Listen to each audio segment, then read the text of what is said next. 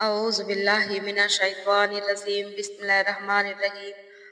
అనంత కరుణామయుడు, అపార కృపాశీలుడు అయిన అల్లాహ్ పేరుతో ప్రారంభిస్తున్నాను. అస్సలాము అలైకుం వరహమతుల్లాహి వబర్కాతుహు. ముహమ్మద్ సల్లల్లాహు అలైహి వసల్లం గారిని 3 సంవత్సరాల పాటు బహిష్కరణ చేశారు ఖురైషులు. ఈ సంఘటన ముహమ్మద్ సల్లల్లాహు అలైహి వసల్లం గారు మక్కాలో జీవితం గడుపుతుండగా జరిగింది. ఏమైందంటే ఇస్లాం బోధన మక్కాలో వ్యాపించడంతో ఖురైష్ నాయకులకు కోపం వచ్చింది. వారు ఒక నిర్ణయం తీసుకున్నారు. ప్రవక్త గారికి సహాయం చేస్తున్న బనీ హాసిం కుటుంబాన్ని పూర్తిగా బహిష్కరించాలి అని. ఖురైష్ నాయకులు ఈ విధంగా ఒప్పందం చేశారు. బనీ హాసిం వాళ్ళతో వ్యాపారం చేయకూడదు, ఆహారం అమ్మకూడదు, వివాహ సంబంధాలు పెట్టుకోకూడదు, మాట్లాడకూడదు, సహాయం చేయకూడదు అని ఒక వీల్నామా రాసి ఆ వీల్నామాని కాబతుల్లాలో వేలాడదీశారు. బహిష్కరణ తర్వాత ముహమ్మద్ సల్లల్లాహు అలైహి వసల్లం గారు, ఆయన కుటుంబం, బనీ హాసిం వాళ్ళు అబూ తాలిబ్ లోయ అనే ఇరుకైన ప్రాంతంలో నివాసం ఉండవలసి వచ్చింది. 3 సంవత్సరాల పాటు వారు చాలా రకాలుగా కష్టాలు పడ్డారు. తినడానికి సరైన ఆహారం లేదు. పిల్లలు పెద్దలు ఆకలి దప్పికలతో ఏడ్చేవారు. ఎండిపోయిన ఆకులు, ఎండిపోయిన తోలు కూడా తిన్న సందర్భాలు ఉన్నాయి.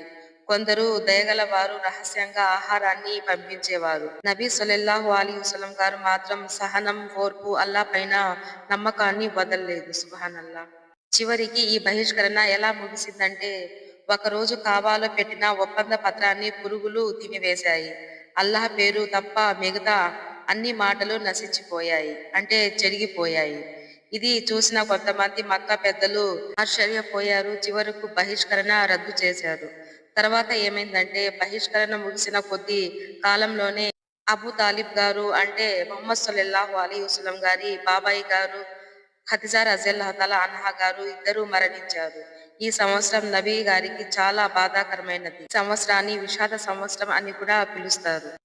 చూడండి, ముహమ్మద్ సల్లల్లాహు అలైహి వసల్లం గారు యావత్తు ప్రపంచానికి నబీగా పంపించబడ్డారు, అంటే రెహమతుల్ లిల్ ఆలమీన్ గా పంపించబడ్డారు. ఆయన ఈ ఇస్లాం సందేశాన్ని అందరికీ అందించడానికి ఎన్నో కష్టాలు, ఎన్నో బాధలు, ఎన్నో అవమానాలు ఎదుర్కొన్నారు. ఆయన సల్లల్లాహు అలైహి వసల్లం గారు అంత సహనం, అంత ఓర్పు వహించడం వలనే ఇస్లాం ధర్మం ప్రపంచమంతా వ్యాపించింది. సుబ్హానల్లా. నిశ్చయంగా అల్లాహ్ సహనం గల వారితోనే ఉంటాడు. సూరా అల్ బహ్రా ఆయత్ నెంబర్ 153.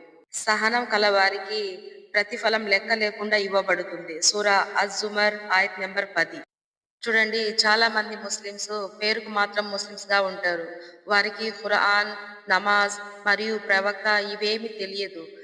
అల్లా వారికి హిదాయత్ ఇవ్వాలని మనస్ఫూర్తిగా కోరుకుంటున్నాను. ఆమీన్ యా రబ్బుల్ ఆలమీన్. అస్సలాం.